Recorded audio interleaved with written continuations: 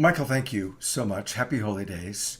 And we would love to know some of your spiritual inspirations, teachers, how they influenced you, and maybe how you apply that to your life.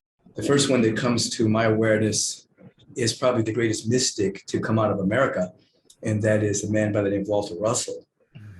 And Walter Russell went into a state of cosmic consciousness and wrote the Divine Iliad, all those volumes without any editing from a very expanded state of consciousness. He wrote The Secret of Light. He predicted the elements in the periodical table way before scientists even knew they existed. For me, when I had my spiritual awakening, I didn't have any teachers. I didn't know what was happening to me. And so as I studied him, it was my first foray into the understanding of what mysticism was, the understanding of the universal cosmic laws. And so it deeply imprinted me in a very powerful way. So there was a little small book that introduced me to him. It was called The Man Who Tapped the Secrets of the Universe. It was by Glenn Clark. It was about Walter Russell. And then that led me to reading another small little book called The Man Who Talked with Flowers. And that was about the great mystic known as George Washington Carver. And most people thought that George Washington Carver was a scientist, or that they understood him from the efficacy of the peanut and things of that. But that didn't even cover who George Washington Carver was. And so that led me to understand that George Washington Carver was a full-blown mystic who would go out at 4 o'clock in the morning and ask Mother Nature and ask the presence of God the usefulness of particular plants or the soil or the earth. And the plants would reveal to him their efficacy and their secrets. And then he would go into his laboratory and prove what he had gleaned through his mystical connection to Mother Nature. Most of the great ministers that were coming out at that particular time, he was their teacher. But they had to meet with him at night because he was a Black man, and it was forbidden for a Black man to teach white men anything. And then the other great teacher was Howard Washington Thurman. He was a great Christian theologian mystic. And he ended up writing this treatise called Jesus and the Disinherited. And he began to teach the teachings of Jesus and how the teachings of Jesus apply to everyone: white, Black, rich, poor, woman, man. And at the end of this treatise, he writes, I'm no longer necessarily a follower of Christianity. I'm a follower of the teachings of Jesus. So he separated himself from Christianity as it was at that time and followed the teachings of Jesus. And because of that, in many circles, he was labeled a heretic and shunned by the Christian religion. And he ended up starting a church in San Francisco called the Church of All People, which was the first integrated Christian church in America. He loved Emerson, he loved Thoreau, he loved, the great mystics of the ages, and still embraced the teachings of Jesus. So he was a great influence of me, because he was able to not only embrace the cosmic awareness of Jesus, but he was able to bring into the darkest moments, into moments in which humanity was walking through, and bring light there without denying tragedy, without denying loss, without denying death, without denying disease that human beings walk through. He was able to bring into those dark moments this great teaching of this great teacher, Jesus. Sri Aurobindo out of India came into my life. He was very influential in my thinking and in my articulation. I even went to India. I went to Oroville in India. Sri Aurobindo was a cohort of Gandhi, and they were seeking to free themselves from the shackles and the oppression of Great Britain. And when Sri Aurobindo was jailed with Gandhi many times, one of the times in which he was jailed, he went into full-blown cosmic consciousness. And when he came out, he told Gandhi that, he was still with him, but that he was being called into another way of freeing humanity, and that was through spiritual teachings. I met Dr. King. I was a small boy, and he was doing a West Coast fundraising tour for SCLC, Southern Christian Leadership Conference. And my mother took me to Holman's Methodist Church to hear him speak. I was 9 or 10 years old. Wow. So after he spoke, I met him. We shook hands. I remember saying to my mother, wow, he has such soft hands. And she said, well, he does a different kind of work, baby, you know. And then subsequently, when he was assassinated, it impacted me to want to make a difference on the planet. And then his articulation of what agape love was infused my soul with an understanding of unconditional love and the love of God operating in the human heart. Dr. Thurman was a great teacher of Martin Luther King Jr. And Dr. King carried the treatise of Jesus and the Disinherited with him. So Thurman greatly influenced King in terms of the nonviolent movement, the way that Gandhi influenced Thurman. Most people don't know that Gandhi was influenced by Thoreau's writings on civil disobedience influenced Gandhi. Gandhi influences Thurman. Thurman brings it back to Dr. King. You know, I wear Dr. Thurman's robe when I speak at Rankin Hall at Howard University. They allow me to wear his robe when I'm speaking. When I first met Dr. Lawrence Carter, who is a powerful being at Morehouse College, he runs the Martin Luther King Chapel there.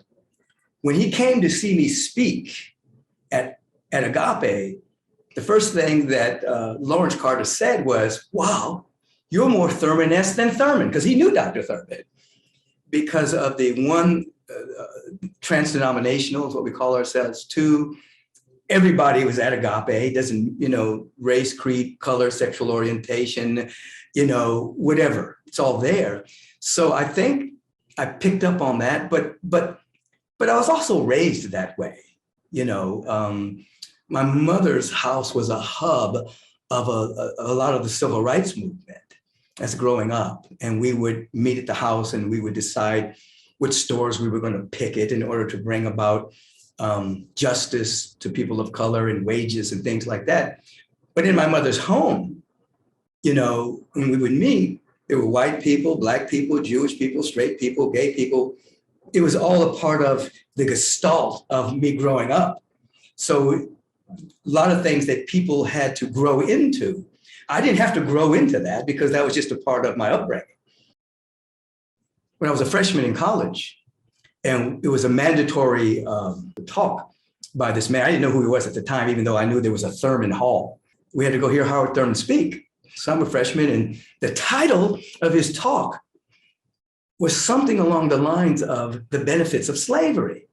So I'm 17 years old, I'm revolutionary, I'm activist minded, and I'm thinking, what, this old guy is talking about the benefits of slavery? What is he going to tell me? So me and my cohorts, we go in there and we sit like in the middle, 3rd, 4th row back. We wanted to be right there and hear what this guy had to say. So after this long introduction about who he was, you know, he begins to speak in a very slow cadence. And he talks about the African mind, this mind that was growing up in Africa near the rivers, very connected to the trees, very connected to the ground, this field of abundance, and then being stolen from their homeland and then placed all around the world. And that this capacity to have a deep sense of compassion, a deep sense of forgiveness, a deep sense of love from a field of abundance, not scarcity, was now spread all around the world for such a time as this. And that perhaps, of course, slavery was not a good thing. Of course, it's not God ordained. But perhaps the benefits of it was that you had these beings that were exiled from Africa all around the world that had this capacity for compassion and this capacity from this deep sense of connection of the earth was now all around the world. Wow. That was once only on this one continent. And we're sitting there like, what? I mean, we were mesmerized by this, you know what I mean? Now, I didn't understand all these concepts. I'm 17 years old. Later, maybe the next year I met him. He wanted to meet all the guys from California that had come in. And I'll share this with you. We had all dropped a tab of acid. We didn't know we were going to meet Howard Thurman that night. We were on our way to get something to eat, and people caught up with us and says, Dr. Thurman wants to meet with you guys. You know, he wants to meet with the guys who have been recruited from the big cities to the South to come to the school, Morehouse College, which Dr. King was an alumni of, which is why I went there. And I said, oh no, I don't want to meet him now. I dropped a tab of acid. I don't want to meet Dr. Thurman like this, but inevitably we got to meet him. And I remember he was down the hall, and I'm, as they say back in those days, you know, I was peaking on the acid. The closer I got to him, the more sober my mind became. And by the time I got in his presence, the clarity, the articulation, I didn't feel like I was on acid at all. It was just in a very clear space. And we had a great conversation and told him about my experience at Morehouse. And he was checking in on us and had some great conversation. Shook his hand. He went his way, we went ours. And the further I got away from him, the more the effects of the acid began to take over again. It was amazing. It was like in his presence, it was nothing. Out of his presence, it was like I could see trails. I remember sitting on the curb that night, watching the trails of cars go by, thinking about that phenomenon. Why did the clarity and the insight, why did that happen in his presence? And then when he left, the acid took its toll. It was, again, years later, I'm aware of somebody's presence. I'm aware of the energy that people carry, you know. But I'll always remember that. Yeah, I mean, I don't do any drugs at this time in my life, and the last 40 years have not. There is something that is greater than even the high of this drug. Yes, he wasn't just an academician about mysticism. You know, he was having an encounter with the presence, and that carried a frequency and a vibration of love and joy and generosity and compassion that would emanate through his voice, you know. And even though I didn't meet a Walter Russell, I know he carried that frequency as well, though I didn't get to meet George Washington Carver. Yeah, it would be Carver and Sri Aurobindo. Sri Aurobindo really spoke about the potential of humanity being a God-man or God-woman and the inner visioning. I don't know if he used that language, but I remember in studying him, it impacted me. And I became very aware that it's really about the expansion of consciousness. So the vision process was born out of my awareness of in building Agape. We wanted to actually be the containers for unconditional love. We actually wanted to be the next great expression of human unfoldment, the next great unfolding of the human species, not just create a church, but actually carry the frequency of what we wanted to teach. And so it's an inner awareness of love, inner awareness of peace and of joy and of harmony. And I always have taught from the very beginning that you can't have permanently what you're not willing to become in consciousness. You can manipulate and have things temporarily. But if you're going to have something in your life, then you have to actually become it in vibration, in frequency. You have to embody those particular frequencies. And then even if you temporarily lose it, it'll always come back because that's who you are. As we're not trying to be ascended masters, we're trying to be descended masters. We're trying to actually bring the energy here, not go there. And now when people try to go there, sometimes they don't embody it. And they live in this straining of trying to get somewhere, where when you begin to really wake up, you begin to realize that you're already enlightened.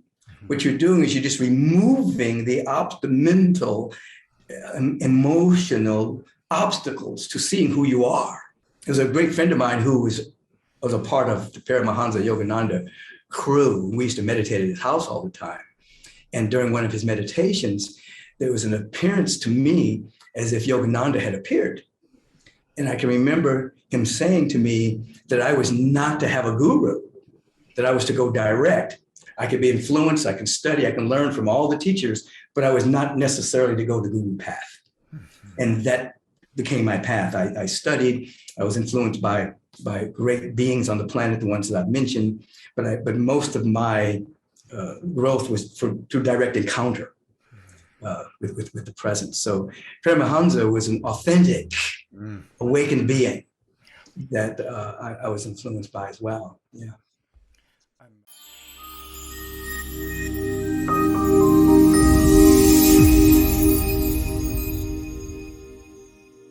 Saturday Night Alive.